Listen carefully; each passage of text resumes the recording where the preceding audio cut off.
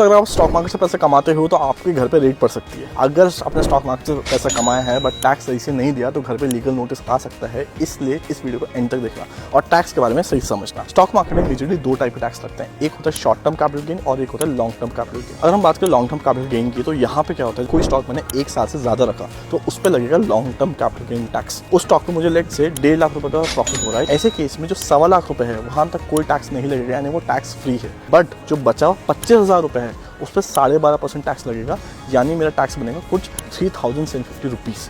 ये हुआ long term capital gain tax. अगर हम बात करें short term capital gain tax की, यानी मैंने कोई स्टॉक खरीदा और एक साल के अंदर अगर उसको बेच दिया तो उस पर short term capital gain tax लगता है, उस पर 20% टैक्स लगता है, यानी पूरे 1.5 लाख पे 20% टैक्स लगेगा। और अगर आप स्पेकुलेटिव ट्रेड करते हो, यानी इंट्राडे करते हो, रोज खरीद के रोज बेचते हो और ऐसा कुछ भी अगर आप स्टॉक मार्केट में करते हो और यही आपका मेन सोर्स ऑफ इनकम है तो वो आपकी बिजनेस इनकम काउंट किया जाता है, यानी इस पर जो टैक्स लगेगा वो एज पर टैक्स स्लैब लगेगा, जो भी आपका टैक्स स्लैब आता है। तो ये सारे डिफरेंट टैक्स स्लैब है, अपने दोस्तों का शेयर करो जो ट्रेडिंग या इन्वेस्टिंग से पैसा कमाते हैं और उनके घर पे रेट पड़ने से बचाओ।